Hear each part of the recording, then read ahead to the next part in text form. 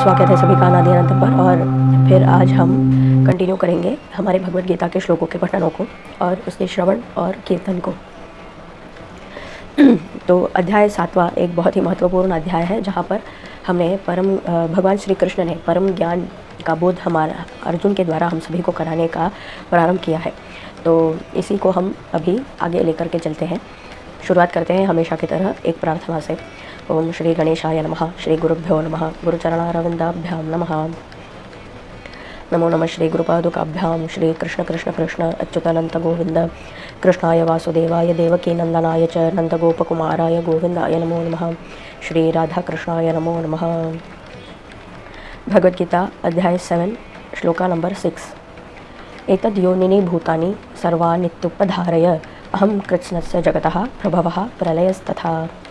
तो इसमें भगवान श्री कृष्ण अर्जुन को अपने स्वरूप के बारे में और स्वयं को भगवान को किस प्रकार से हम उनका दर्शन करें, किस प्रकार से हम उनका स्मरण करें, ध्यान करें और किस प्रकार से हम उन तक पहुँचें, इस विषय में भगवान जो है बता रहे हैं। तो पहले के श्लोकों में भगवान ने अपने शक्तियों के बारे में, पंच महाभूत के बारे में, अंतःकरण के बारे में ये बताया है और उनकी पराशक्ति के बारे में भी अवगत कराया है। तो आगे भगवान कह रहे हैं कि एतद् योनिनि भूतानि सर्वान इति उपधारय। तो ये जो 8 है, मतलब ये पंच महाभूत, 3 प्रकार के अंतःकरण और एक परम शक्ति जो जीव देती है, जीवात्मा को जीव देती है। तो ये 9 जो है, ये ही एतद यानी कि ये 9 ही योनिनि भूतानि। तो सभी जो जीव जंतु हैं, इस समस्त चराचर के जो जीव जंतु हैं, उन सभी की योनि यानी कि उत्पत्ति स्थान यही है। तो भले कोई कीट हो, कीटाणु हो, पशु हो, पक्षी हो, अन्य कोई प्राणी हो या मानव ही क्यों ना हो, फिर ब्रह्मा से लेकर के तृण पर्यंत जितना भी कुछ यहाँ पे जीव राशि है, वो सब जो है उसकी योनि यही है। इसका अर्थ ये हुआ कि उन सभी में एक जीवात्मा का अंश है, एक परमात्मा का अंश है और पंच महाभूत है और एक अंतःकरण है। अंतःकरण त्रय यानी 3 का सेट है, मन, बुद्धि और अहंकार, ये तीनों मिलकर के अंतःकरण है। तो ये यही कंपोनेंट्स हैं जिनसे कि सभी जीवों की सृष्टि भगवान ने रची है। तो एतद् योनिनि भूतानि यानी कि समस्त चराचर जगत, सब जीव जंतु, सब जीव राशि। सर्वान इति उपधारय यानी कि धारण कर लो, अपने मन में इसका धारण कर लो, इसे जान लो, इससे समझ लो कि सभी जीव जो है इन्हीं शक्तियों से उद्भव हुए हैं। अहम कृत्स्नस्य जगतः प्रभवः प्रलयस्तथा। और मैं जो हूँ, अहम यानी कि श्री कृष्ण, मैं जो हूँ, अहम कृत्स्नस्य जगतः प्रभवः प्रलयस्तथा। तो कृत्स्नस्य जगतः, तो समग्र जो जगत है, ये सारा जो जगत है उस सभी का मैं जो हूँ प्रभवः, तो मैं उत्पत्ति स्थान भी मैं ही हूँ और प्रलयस्तथा, प्रलय का स्थान भी मैं ही हूँ। तो भगवान क्या कह रहे हैं कि ये जो कौरव है, ये सभी भी मुझसे ही इनका उद्भव हुआ है और इनका प्रलय भी मुझी में होगा। ये सभी मरणोपरांत जो है मुझी में आके विलीन होंगे। तो इसका अर्थ क्या है कि जितने भी मरण के लिए जाने वाले, मरण शैया पर जितने भी व्यक्ति हैं या जिनकी मृत्यु हो गई है, तो उन सभी के बारे में हमें चिंता करने की या विलाप करने की आवश्यकता नहीं, क्योंकि वो आए ही भगवान के पास से है, भगवान ही उनके स्रोत है और उसी स्रोत भगवान में ही जाकर के वो विलीन होने वाले हैं। तो वो और कहीं नहीं जाने की कोई गुंजाइश ही नहीं और कोई स्थान ही नहीं। अगर स्थान है तो केवल और केवल वो भगवान ही है। तो भगवान से ही सभी आते हैं और भगवान के पास ही सब विलीन हो जाते हैं। तो इसीलिए अगर कोई जा रहा है, इस शरीर को त्याग करके जा रहा है, तो उसके बारे में चिंता करने की या शोक मनाने की आवश्यकता नहीं। तो समझने वाली बात तो यही है कि आना और जाना ये एक ही सोर्स से है, एक ही स्थान से है। जिस प्रकार से हम अपने घर से चलते हैं, बाहर जाते हैं और पुनः अपने ही घर में लौट जाते हैं, उसी प्रकार तो इसमें कौन सी शोक की बात है या इसमें कौन सी खुशी की बात है? कोई नहीं। कुछ देर तक हम बाहर रहेंगे, घूमेंगे फिरेंगे, फिर से लौट आना है। तो इसी प्रकार से वो जो आत्मा है, भगवान ही घर है। तो उस घर से वो जीव आत्मा जो है एक यात्रा के लिए इस प्रपंच में घूमने के लिए चल पड़ता है। फिर घूमते घूमते वो फिर उसी घर में यानी कि भगवान के चरण कमल में ही आकर के विलीन हो जाता है। तो इसीलिए भगवान कहते हैं कि मैं ही प्रभव स्थान हूँ। प्रभव यानी भव यानी कि प्रकट होना, व्यक्त होने का स्थान भी मैं ही हूँ, और प्रलय यानी कि लीन होने का स्थान भी मैं ही हूँ। तो इसीलिए अगर आपके भी परिचित में कोई अपना शरीर त्याग रहा है या ऐसे कुछ है, तो इसीलिए ऐसा कहा भी जाता है, शास्त्रों में ऐसा बोला भी गया है कि जो शोक सभा है उसमें भगवत गीता के पठन जो है वो अवश्य करना चाहिए, क्योंकि ये जो ज्ञान है ये भगवत गीता में ही है कि जो आत्मा शरीर त्याग रही है वो अपने अगले यात्रा के लिए निकल चुकी है। इसीलिए जो यहाँ पर ये देहधारी जो जीव है उन्हें उस आत्मा के बारे में चिंता करने की या शोक करने की कोई आवश्यकता नहीं। हाँ, लेकिन उसके लिए जो भी क्रियाएं करना आवश्यक है वो तो करते ही हैं। श्री राम ने भी किया है, अपने पितरों का श्राद्ध वगैरह तो श्री राम ने भी किया है। तो उन्हीं का उदाहरण पकड़ते हुए हमें चलना चाहिए। श्रेष्ठ लोगों के उदाहरण को अगर पकड़ के हम चलेंगे तो हमारा जीवन भी श्रेष्ठतम हो सकता है। लेकिन अगर हम भ्रमित होकर के दूसरों की बात सुन करके अगर हम अपना ही कोई आचरण करने लग जाए तो फिर उसके फल स्वरूप हमें क्या क्या भुगतना पड़ेगा ये कदाचित हमें ज्ञात ही नहीं। तो हमेशा हमें ये अवश्य याद रखना होगा कि हम केवल और केवल श्रेष्ठ लोगों का ही उदाहरण जो है वो फॉलो करें। जैसे श्री राम, जैसे श्री कृष्ण जो भगवत अवतार है, जो साक्षात अवतार है, उन्हीं का जो है आचरण हम फॉलो करें, उनके मार्ग पर हम चलें। तो चलिए इस श्लोक को पुनः एक बार हम पढ़ लें। एतत् योनिनि भूतानि सर्वाणि इति उपधारय अहम कृत्स्नस्य जगतः प्रभवः प्रलयस्तथा। अभी अगला श्लोक नंबर 7। मत्तः परतरं नान्यत् किंचिदस्ति धनंजय मयि सर्वमिदं प्रोतं सूत्रे मणिगणा इव। तो कितना ब्यूटीफुल एक उदाहरण जो है सिमिली भगवान ने बताया है। मत्तः परतरम न अन्यत्, मत्तः मेरे अलावा, परतरम मुझसे परे या मुझसे ऊपर या मुझसे श्रेष्ठ या मेरे अलावा कोई, न अन्यत् अन्य कोई नहीं है। मत्तः परतरम नान्यत् किंचिद अस्ति, किंचित भी कुछ भी मेरे अलावा कुछ भी नहीं है। हे धनंजय, हे धन को जीतने वाले धनंजय, हे अर्जुन, मत्तः परतरम न अन्यत् किंचिद अस्ति। तो अन्यत् किंचित भी, इतना छोटा सा भी अंश मेरे अलावा और दूसरा कोई नहीं है। इस बात को गांठ मार के रख लेना।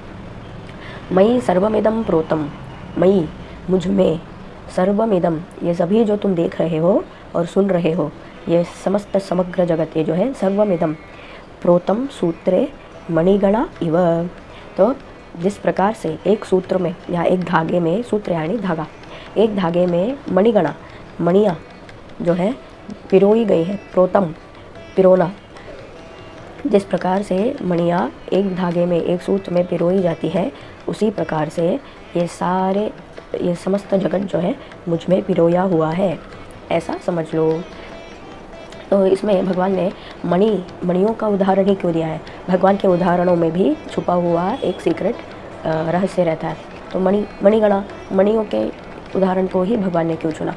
तो भगवान ये इंडिकेट करना चाहते हैं कि अभी तो ज्ञान बताया ना, एक जीवात्मा है, फिर अंतःकरण है, और उसके ऊपर ये व्यक्त शरीर जो है वो पंच महाभूतों से बना हुआ शरीर।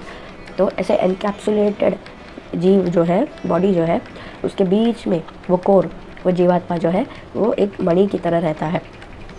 तो जब भगवान अपने दृष्टिकोण से देखते हैं तब उन्हें ये रूप, रंग और ये नाम ये सब तो नहीं दिखाई देगा ना। भगवान को क्या दिखाई देगा? वो एनर्जी, वो ऊर्जा दिखाई देगी। वो जो जीवात्मा है, वो जीव कला, वो एक ऊर्जा है, और जो उसके ऊपर लगे हुए संस्कार हैं, कई जन्मों के संस्कार जो पाप और पुण्य के रूप में है, और उससे बना हुआ एक शरीर, ये सभी एक ऊर्जा रूप में एक वर्ण का एक इल्यूमिनेशन, एक लैम्प की तरह दिखाई देगा। तो भगवान जब अपनी दृष्टि से देखते हैं तो उस दृष्टि में कोई भेदभाव नहीं, कोई स्त्री या पुरुष या कोई अभी ऐसा अचानक ऐसा लग रहा है भगवान ने मुझे वो श्री रामम दे दिया है, भगवान के तिलक जो है वो दे दिया है। तो हाँ, तो ये मणियाँ जो है वो जीवात्मा जो है वो एक ऊर्जा, जैसे मणियाँ चमकती है ऐसे एक ऊर्जा का बंडल के जैसे वो चमकता हुआ दिखाई देता है। तो भगवान की दृष्टि से केवल यही दिखाई देता है, तो सब समान ही दिखते हैं। तो भगवान के दृष्टि में इसीलिए कोई भेद भाव ये सब नहीं, भगवान समान दृष्टि से सबको देखते हैं। और भगवान अगर पहचानते हैं किसी चीज़ को तो वो है ऊर्जा को पहचानते हैं। हमारी वाइब्रेशनल फ्रीक्वेंसी क्या है उसी को पहचानते हैं। तो जितना हम पुण्य करेंगे उतना ही हमारी एक अच्छी ऊर्जा होगी और वो सकारात्मक ऊर्जा होगी और वो भगवान से अलाइंड होगी, और इसीलिए हमें लाभ मिलेगा कि हम शीघ्र भगवान के पास जा कर के पहुँच जाए। तो जितना हमारा पाप कर्म होगा उतना ही हमारी जो ऊर्जा होगी वो डिस्टॉर्टेड होगी, फिर वो भगवान के साथ जुड़ नहीं पाएगी। तो इसीलिए हम कहीं कहीं इस प्रपंच में भटकते रहेंगे। तो इसीलिए हमें इस बात का ध्यान रखना है कि हम जो कुछ भी सोचे करें, जो कुछ भी कर्म करें, वो हमेशा इस प्रकार से हो जिस प्रकार से भगवान के साथ में अलाइन हो जाए। मत्तः परतरं न अन्यत् किंचिदस्ति धनंजय मयि सर्वमिदं प्रोतं सूत्रे मणिगणा इव। अगला श्लोक नंबर 8। अभी एक गूढ़ रहस्य और भगवान का परम ज्ञान। रसो अहम अप्सु कौन्तेय प्रभास्मि शशि सूर्ययोः प्रणवः सर्ववेदेषु शब्दः खे पौरुषम वृषु। तो भगवान कहते हैं कि भगवान को कहाँ कहाँ और किस प्रकार से आइडेंटिफाई कर सकते हैं, हम किस प्रकार से भगवान का ध्यान कर सकते हैं। अगर हम किसी चीज़ को देखते हैं तो उसमें हम भगवान को कहाँ देखें और कैसे समझें। तो सबसे पहली बात, रसो अहम अप्सु। तो अप्सु क्या है? अपस क्या है? जल। तो जल में भगवान क्या है? अहम रसो।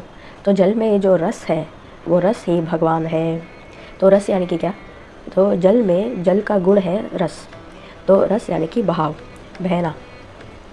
तो ये जो रस है बहना, और उसके वजह से ही हमें टेस्ट जो है वो स्वाद जो है उसकी अनुभूति होती है। ये रस है, इस रस गुण के कारण ही हमें स्वाद की अनुभूति होती है। और ये रस जो है यही हमारे शरीर का भी रस है।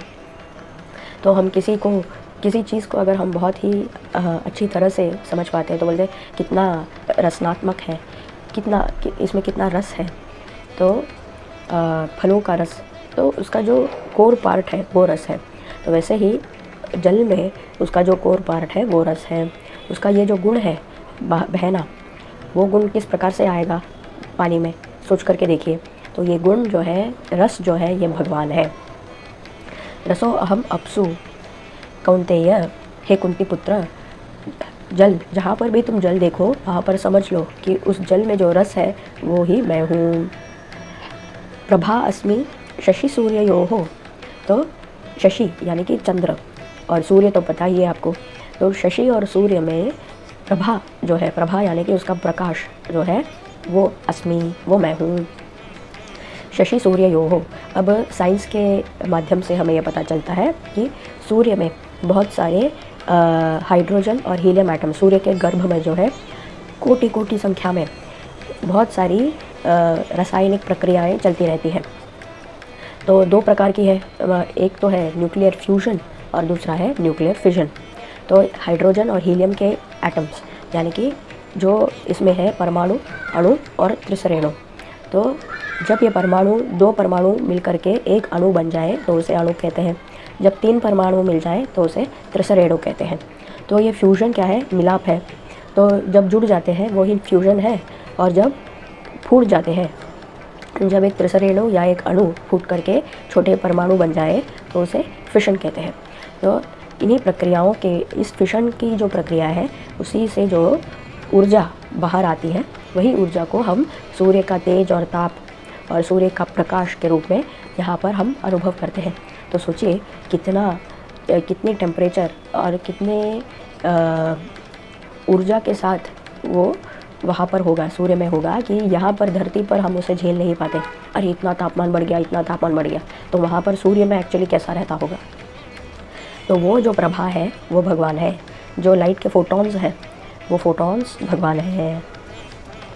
तो प्रभा अस्मि शशि सूर्ययोः। तो चलो ये तो हमने समझा कि सूर्य में ऐसा है, तो चंद्र में कैसा है? क्योंकि चंद्र में ना न्यूक्लियर फ्यूजन है ना न्यूक्लियर फिजन है। तो चंद्र जो है ये सूर्य के प्रकाश को ही एक भाग जो है वो एब्जॉर्ब कर लेता है। चंद्र किससे बना हुआ है? चंद्र जो है सिलिका और ऑक्साइड से बना हुआ है। सिलिका यानी क्या? स्फटिक। स्फटिक, जो स्फटिक की माला, जब माला बनती है तो वो स्फटिक जो है वो सिलिका है, सिलिका डाइऑक्साइड। तो वो शीतलता, उसमें उसका गुण है शीतलता। तो चंद्र भी उसी का बनाया हुआ है।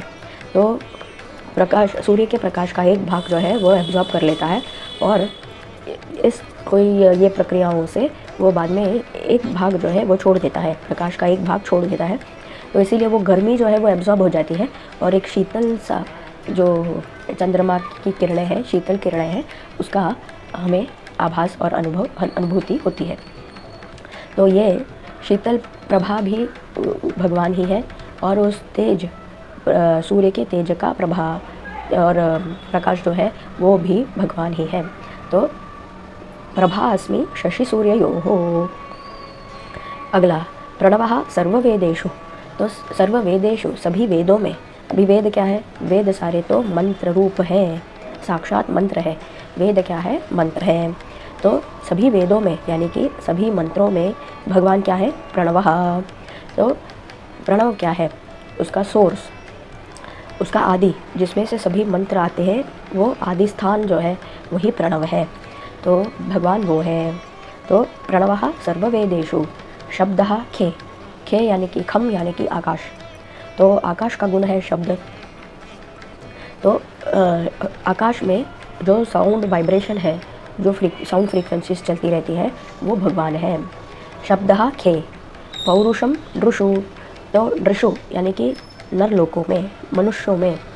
पौरुषम, जो उनकी कैपेबिलिटी है, उनके स्किल्स हैं, उनकी क्षमताएं हैं, जिसके बारे में उन्हें, जिनकी वजह से उस मानव को जाना जाता है, वो उसका पौरुष जो है भगवान है। तो रसो अहम अप्सु कौन्तेय प्रभा अस्मि शशि सूर्ययोः। प्रणवः सर्ववेदेषु। शब्दः खे पौरुषम दृषु। अभी अगला श्लोक, श्लोक नंबर 9। पुण्यो गंधः पृथिव्यां च तेजसश्चास्मि विभावसौ। जीवनं सर्वभूतेषु तपसश्चास्मि तपस्विषु। तो आगे भगवान कह रहे हैं, पुण्यो गंधः पृथिव्यां, जो पृथ्वी की पुण्य गंध है, यानी कि किसी और गंध से मिश्रित न होकर के पुण्य रूपी जो गंध है वो भगवान है। पुण्यो गंधः पृथिव्याम। और च तेजसश्चास्मि विभावसौ। विभावसौ, विभावसौ कौन है? अग्नि। जो अग्नि भगवान है, उनमें जो तेज है वो तेज भगवान है। तो बिना भगवान के अग्नि में वो तेज नहीं रहेगा। वो किसी को जलाने की शक्ति अग्नि में नहीं रहेगी। वो जो शक्ति है वही भगवान है, ये समझ लेना। जीवनम सर्वभूतेषु, और सभी भूत जो जीव राशि है, इसमें जीवन जो है वो भगवान है। तो अगर मुझ में जो जीवन है, आप में जो जीवन है, वो जीवन ही भगवान है। इसीलिए कहते हैं कि कभी किसी जीव जंतु को हिंसात्मक व्यवहार किसी के साथ ना करें। अगर कुछ बोले, अगर कुछ करे तो अच्छा करे, अच्छा सोचे, अच्छा बोले, क्योंकि सभी जीवों में जीव जो है वो भगवान ही है। तो इसीलिए अगर जीव को कुछ अनुभूति होती है, वो अनुभूति उस जीव को नहीं, भगवान को होती है, क्योंकि उसमें वो जीव जो है वो भगवान है। इसीलिए हमें चाहिए कि हम अपने व्यवहार हमेशा इस प्रकार से, इस भाव से करें कि हम भगवान के साथ व्यवहार कर रहे हैं। तो हमेशा इस स्मरण के साथ ही व्यवहार करें कि हम भगवान के साथ ही व्यवहार कर रहे हैं, चाहे वो रूप कितना ही क्रूर क्यों ना हो, कितना ही सौम्य क्यों ना हो, कितना ही अच्छा या बुरा क्यों ना हो, उसमें जीव जो है वो भगवान ही है। जीवनम सर्वभूतेषु तपसश्चास्मि तपस्विषु। तो जो जितने भी तपस्वी हैं, उनमें जो तपस है वो मैं हूँ। पुण्यो गंधः पृथिव्यां च तेजसश्चास्मि विभावसौ। जीवनम सर्वभूतेषु तपसश्चास्मि तपस्विषु। तो इसमें से हम समझ क्या सकते हैं? समझ ये सकते हैं कि सबका सार और सब में जो अच्छा है, वो खोर जो है वही, वो रस ही भगवान है। इसीलिए भगवान के अलावा और कुछ है ही नहीं। तो अगर कोई वक्ता है और उसके वक्तव्य में बहुत ही प्रभावशाली वक्ता है, तो उसमें गर्व करने जैसा कुछ भी नहीं, क्योंकि मैं ऐसा कोई हूँ ही नहीं, है ही नहीं, वो तो स्वयं भगवान है। वक्ता के वचन में, वक्ता के वाक में, वाक रूप में भगवान रहे हैं, भगवान ही है। इसीलिए ऐसा कोई भी नहीं जो स्वयं पर या अपने आप पर गर्व कर सके या गर्व महसूस कर सके, कुछ भी नहीं है, क्योंकि हम ऐसे कुछ भी नहीं है। ये तो मात्र एक लकड़ी का काष्ठ है और इसमें जो जीवन है वो भगवान है, और इसमें जो पौरुष है वो भगवान ही है। इसीलिए अगर किसी का गुणगान करना है और गुणगान करने का सही पात्र अगर कोई है तो वो केवल और केवल भगवान ही है। अगला श्लोक नंबर 10। बीजम माम सर्वभूतानां विद्धि पार्थ सनातनम, बुद्धिर्बुद्धिमतामस्मि तेजसस्तेजस्विनामहम। तो भगवान कहते हैं बीजम माम सर्वभूतानां विद्धि पार्थ सनातनम। हे पार्थ, विद्धि जान लो, माम मुझे जान लो, बीजम माम सर्वभूतानां सभी भूतों में, सभी जो जीव जंतु हैं उसमें जान लो कि मैं उनका बीज हूँ, यानी सोर्स हूँ, मैं ही आधार हूँ जिस पर वो जीवन है, चल रहा है। सनातनम, और वो बीज कैसा है? सनातनम है, वो समय के साथ मिटने वाला नहीं है, अमर है, अजय है, अक्षय है, वो हमेशा रहेगा। तो बीज देखिए, बीज जो है बोने के बाद जीवन होता है, उगता है, लेकिन उगते ही और कई सारे बीज के रूप में वो वापस जो है आरोपण के लिए तैयार हो जाता है। इसीलिए बीज जो है उसका कभी नाश नहीं होता, बीज सदैव ही रहता है। तो भगवान यही कहते हैं जो अमर अंश है, सभी भूतों में जो न मरने वाला जो अमर अंश है वो अंश ही भगवान है। इसीलिए कहते हैं कि बीजम माम विद्धि पार्थ सनातनम सर्वभूतानां, सभी भूतों में जो बीज है और वो सनातन है, वो उसे जान लो कि वो मैं हूँ। बुद्धिर्बुद्धिमतामस्मि, तो जितने भी बुद्धिमान व्यक्ति हैं उनके बुद्धि के रूप में मैं हूँ, उनकी बुद्धि ही मैं हूँ। तो वक्ता का वक्तव्य, वाक ही मैं हूँ, बुद्धि मैं हूँ, जो जिसकी भी क्षमता है उस क्षमता के रूप में क्या है? भगवान ही है। बुद्धिर्बुद्धिमतामस्मि तेजस्विनामहम, तो जो तेजस्वी लोग हैं उनका तेजस ही भगवान है। तो अगर श्री रामचंद्र में तेजस था, सूर्य का प्रकाश था, तेज था, तो वो तेज भगवान है। और श्री कृष्ण में चंद्र का प्रकाश है, तो वो चंद्र का प्रकाश भी स्वयं भगवान है। तो ऐसे ही किसी भी तेजस्वी व्यक्ति का तेज जो है वो स्वयं भगवान है। तो इसीलिए कोई गर्व या घमंड करने जैसा अपने में किसी भी मनुष्य में कुछ भी नहीं, जो भी अच्छा है वो उस रूप में स्वयं भगवान है। श्लोक नंबर 11।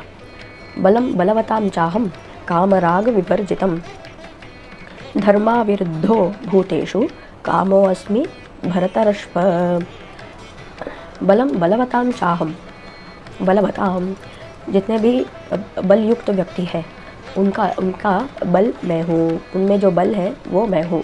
बलम बलवतां चाहम, अहम मैं बलवान का बल हूँ। और किस प्रकार का बलवान?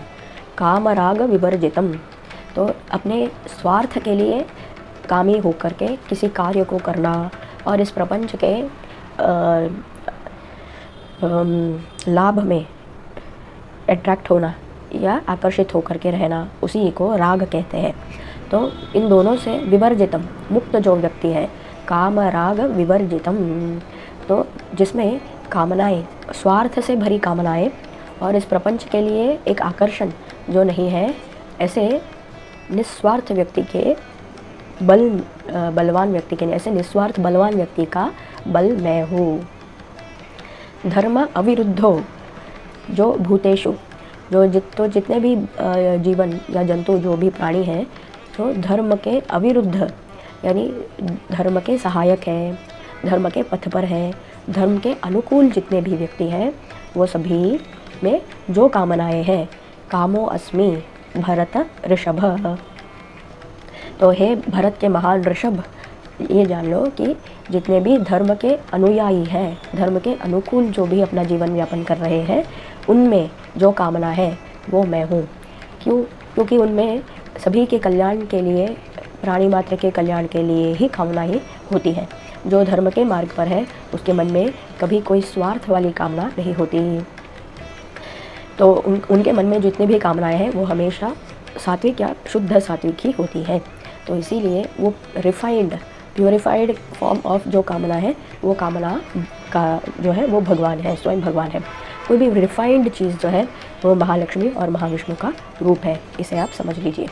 जैसे कि दूध है, दूध को हम रिफाइन कर करके शुद्ध कर करके उसमें से हम घी निकालते हैं, तो वो घी रिफाइंड है। तो वो घी जो है, उस घी को इसीलिए महालक्ष्मी का रूप माना जाता है और इसीलिए उसका बहुत ही ज़्यादा महत्व है। और उसे हैंडल करते समय भी हम बहुत ही आचार युक्त जो है आचरण से घी का प्रयोग करते हैं, ऐसे वैसे जगह पर उसे नहीं रखते। तो उसका इतना महत्व इसीलिए है क्योंकि वो इतना शुद्ध है। तो वैसे ही शुद्ध प्रक्रिया के बाद शुद्ध होकर के जो कामनाएं आती हैं वो इस समग्र जगत के कल्याण हेतु ही होती हैं। जैसे ऋषि मुनि, उनके मन में हमेशा यही कामना रहेगी कि सबका कल्याण हो।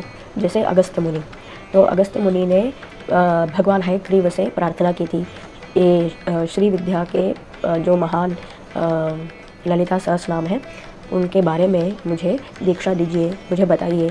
तो ये जो जानने की उत्सुकता उनकी थी, जिज्ञासा जो थी, वो इसलिए नहीं थी कि मैं धनवान बन जाऊँ, कि मेरा यूट्यूब में चैनल चले, सब मुझे देखें और मेरे पास आए। ऐसी कामनाएं कभी नहीं थी।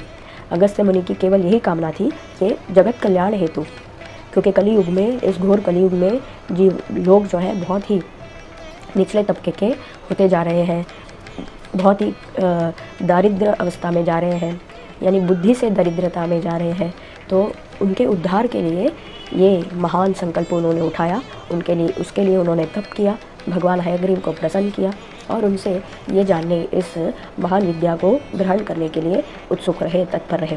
तो इसी प्रकार से हर ऋषि मुनि जो है, अगर वो कुछ कामना मन में रखते हैं, वो केवल और केवल जनहित के लिए और लोक कल्याण के हेतु से ही होता है। तो इसीलिए वो कामना जो है वो भगवान है। बलम बलवतां चाहम कामराग विवर्जितम धर्मा विरुद्धो भूतेषु कामो अस्मि भरतर्षभ। तो हाँ, तो अभी इसी श्लोक के साथ हम ये पठन जो है इसकी पूर्ति कर लेते हैं। अगले श्लोक से हम पुनः अगले वीडियो में प्रारंभ करेंगे। ओम तत्सर्वम श्री कृष्णार्पणमस्तु। कृष्ण कृष्ण कृष्ण।